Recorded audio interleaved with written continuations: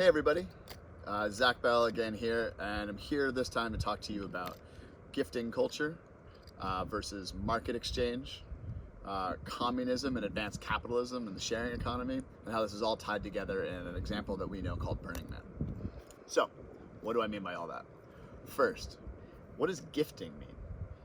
When I give you something, let's call it a spoon. I give you this spoon, and you accept my gift of the spoon. The energy of the item is enhanced in the transaction and a bond is drawn closer between us. What does that mean? Well, I give you the spoon, you accept it. This now became the spoon that Zach gave me. And now if you were to give that spoon to your boyfriend, that becomes the spoon that Zach gave me, that my girlfriend gave me, and on and on and on. And if you scale that transaction like that culturally, you have abundance. On the opposite end of the spectrum, you have market-based exchange. If I were to sell you that same spoon for $1, the energy of the item is consumed in the transaction.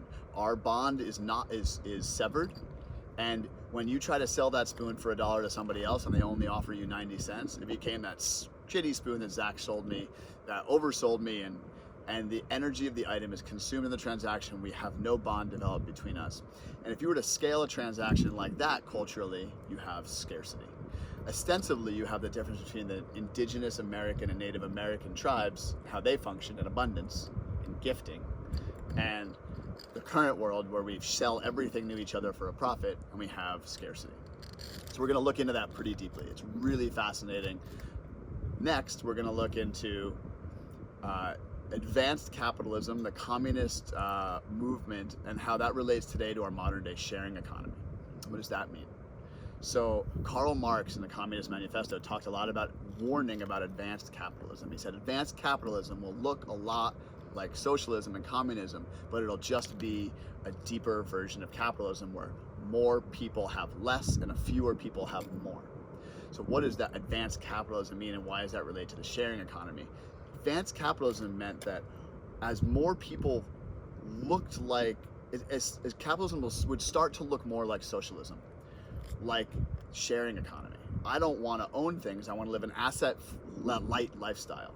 Well, someone has to own those things. So the more and more people that willingly own less and less, the fewer and fewer people that own more and more. So even though it's enhancing my lifestyle, I'm gaining nothing. So a smaller group of people are gaining more. And this is where he said advanced capitalism, if left unchecked, will look like socialism, but will increase the wealth inequality in the world, which is very clearly happening today. So we don't really have a sharing economy. We have advanced capitalism. So we're not really sharing because we're still selling everything.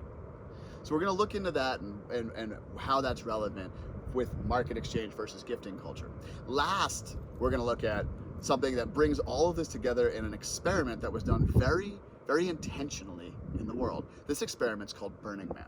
Burning Man creates a city called Black Rock City in the Nevada desert, which most of us know about, as well as 100 other cities around the world. And they're intricately planned around the concept of gifting.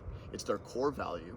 And the founders read a book that they've given me called The Gift. And this book is what they wrote the principles based off of. And we're going to read this book, and we're going to understand how when you're at Burning Man, everything's synchronistic.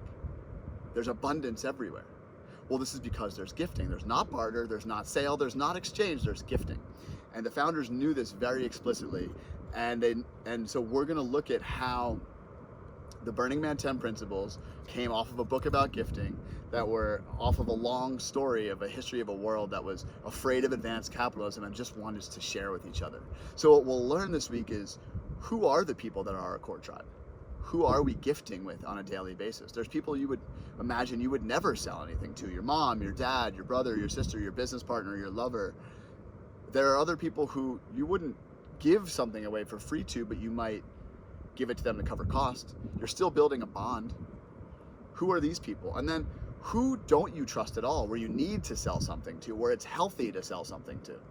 Because you don't know if that person's ever going to come back into your life. Those three, how do we separate that? And these are exercises that we'll do. We'll read all these books, we'll look at all these examples, and it'll be a really interesting overview on how economics are really at a play in cultural revolutions, political revolutions, our day-to-day lives, and how globalization over the last 50 years really muddied the waters of something that used to be really clear, like, who is my tribe? How can I gift? How can I create abundance in the world around me? I hope you're as excited as I am about all this, and thanks for being here.